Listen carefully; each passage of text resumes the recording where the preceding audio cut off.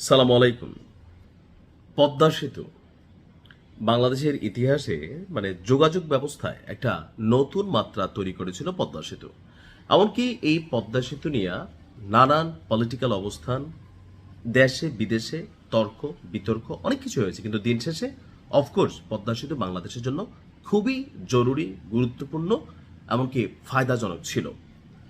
এখন যেই পদ্মা সেতু সরি ঠান্ডা লেগে আছে, তো যেই পদ্মা সেতু আওয়ামী লীগ সরকার করছে, তো এটা করে বিশ্বজুড়ে একটা ক্রেডিট কিন্তু আওয়ামী লীগ সরকার পাইছে।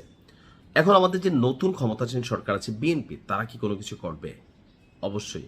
আমার কাছে মনে হয় প্রতিহিংসা হবে, হিংসা হবে ভালো কাজের। ইসলামেও আছে যে ভালো কাজ দিয়ে তোমরা একে অন্যের সাথে হিংসা করো। তো এরকম উন্নয়নমূলক প্রকল্প আমরাও চাই। দর্শক, দ্বিতীয় পদ্মা সেতু তৈরি হচ্ছে, আর প্রশ্ন হচ্ছে কোথায়, তাই না? বিএনপির নির্বাচনী ইশতেহারে এবার একটা বিষয় ছিল, অনেকে যারা পড়েছেন হয়তো দেখেছেন, আবার অনেকে যারা পড়েন নাই তারা দেখেন নাই।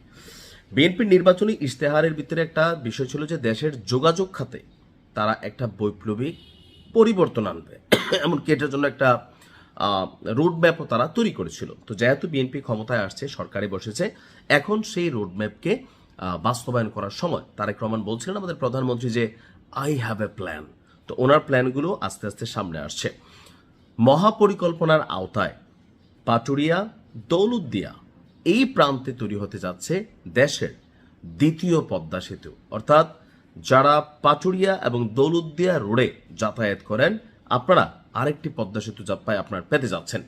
একই সঙ্গে উত্তরাঞ্চলের যানজট আপনার চিরতরে দূর করতে এবং একই সঙ্গে তৈরি হবে দ্বিতীয় যমুনা সেতু, অর্থাৎ যমুনা সেতু একটা তৈরি হবে এবং দেশের অর্থনীতির চাকা আরও সচল করতে নির্মিত হবে ঢাকা চট্টগ্রাম এক্সপ্রেসওয়ে।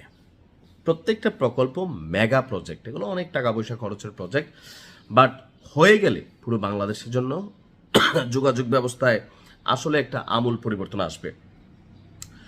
গেল 1 মার্চ সেতু বিভাগ এবং অর্থ মন্ত্রণালয়ের মধ্যে আপনার একটা উচ্চ পর্যায়ের অতি উচ্চ পর্যায়ের একটা বৈঠকে আপনার এরকম সিদ্ধান্তগুলো সামনে আসছিল। অর্থাৎ 3টি মেগা প্রজেক্টের তথ্য জানা গেল। 2026-27 যেই অর্থ বছরের বাজেট আসবে, সেই বাজেটে আপনার বাজেট প্রাক্কলন এবং পরবর্তী 2টি অর্থ বছরের সম্ভাব্য ব্যয়ের মধ্যে আপনার যে বৈঠক হয়েছিল, এগুলোর মধ্যে এই বৃহৎ প্রকল্পগুলোর নির্মাণের সময়সীমা এবং রূপরেখা নিয়ে আলোচনা করা হয়। সেতু বিভাগের মাস্টার প্ল্যান অনুযায়ী 2032 সালের মধ্যে, তাহলে এটা বিএনপি সরকারের মধ্যে আপনার পড়বে না। এটা পরবর্তী সরকার যদি বিএনপি আসে তার উদ্বোধন করার সুযোগ পাবে, অথবা যেই সরকার আসে। তো আপনার দ্বিতীয় পদ্মা সেতু নির্মাণের পরিকল্পনা হচ্ছে 2032 সালের মধ্যে। এখন যদি আগে হয় তাহলে ফাইন।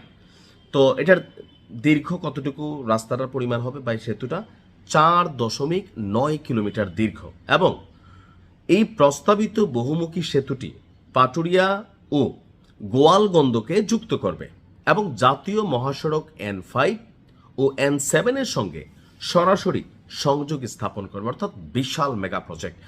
সেতুটি নির্মিত হলে রাজধানী ঢাকার সঙ্গে দেশের পশ্চিম এবং দক্ষিণ পশ্চিমাঞ্চলের দূরত্ব কমে আসবে, আর পাশাপাশি স্থলবন্দর, বেনাপোল, দর্শনা, এখানে আরো অনেক কিছু তৈরি হচ্ছে। তো বলা হচ্ছে দ্বিতীয় পদ্মা সেতু নির্মাণ হচ্ছে বর্তমান নির্বাচনী সরকারের বিএনপি সরকারের নির্বাচনী অঙ্গীকার, এবং এই সেতু নির্মাণের বিষয়ে প্রাইমারি সমীক্ষাও শুরু হয়ে গেছে। যদিও আগের একটি স্টাডি রয়েছে, তবুও এখানে নতুন করে স্টাডি করতে হচ্ছে, আর এটা চূড়ান্ত হবে। অন্যদিকে এই সেতুটি লাভজনক হবে। তো মোটামুটি খারাপ না, আমার মনে হয় যে মেগা প্রকল্প ভালো। তবে মেগা প্রকল্প অনেক দুর্নীতি হয়, আবার এগুলার ব্যয়ভার পরবর্তী সময় কয়েক ধাপে বেড়ে যায়। বাট হোপসো আমরা পরিবর্তিত বাংলাদেশে দুর্নীতির এই বেড়াজাল থেকে বের হয়ে দ্বিতীয় পদ্মা সেতু ইনশাল্লাহ যেন দেখে মরতে পারি, দোয়া করি আর কি।